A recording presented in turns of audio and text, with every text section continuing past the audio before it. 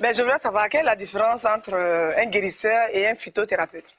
Phytotherapy, it's almost the same. It's almost the same. But what we have is that il n'y a pas trop de différence entre les deux, mais le peu qu'on puisse dire, c'est que chacun à son niveau, que ce soit un praticien ou naturothérapeute, on aspire à l'amélioration de notre travail. Et de façon chimique, chacun fait des recherches et apporte des éléments nouveaux à son mode de travail. Et c'est ce qu'on appelle l'allopathie, par exemple. L'allopathie, c'est ce qui dit allo. Allo, c'est l'évolution. Évoluer par la science, par les recherches et aboutir à un résultat concluant qui puisse faire créer la différence. Est-ce qu'aujourd'hui, on peut conserver les médicaments traditionnels comme les produits pharmaceutiques, par exemple? Yes, you can conserve it. You can store it for quite a long time using the same. La conservation peut se faire autant que les orthodoxes le font. Parce que pendant la préparation du produit, on utilise les produits qu'il faut pour les plantes de façon à pouvoir les conserver longtemps. Et c'est pour vous dire qu'on peut conserver même plus longtemps que les produits orthodoxes. En dehors de la santé, nous avons constaté que vous avez investi énormément aussi dans l'éducation et puis dans la religion. Quelle explication vous donnez?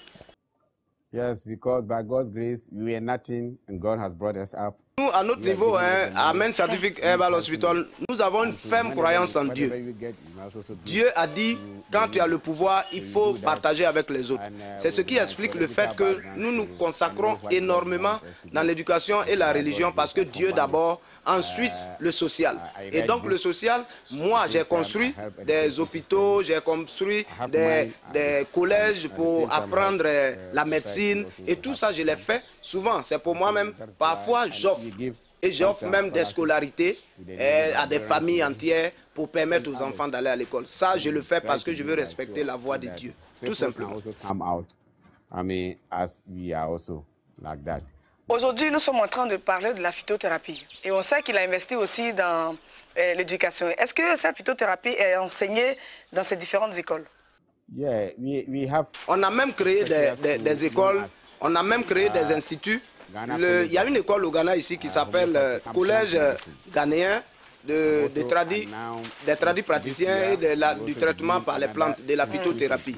Il y a moi-même qui vous parle, j'ai mon institut qui s'appelle Amin Institute of Professional Studies, qui est Institut d'études professionnelles Amin, où il y a beaucoup de branches pour apprendre la naturothérapie. Ça, c'est pour vous dire, on a d'autres affaires.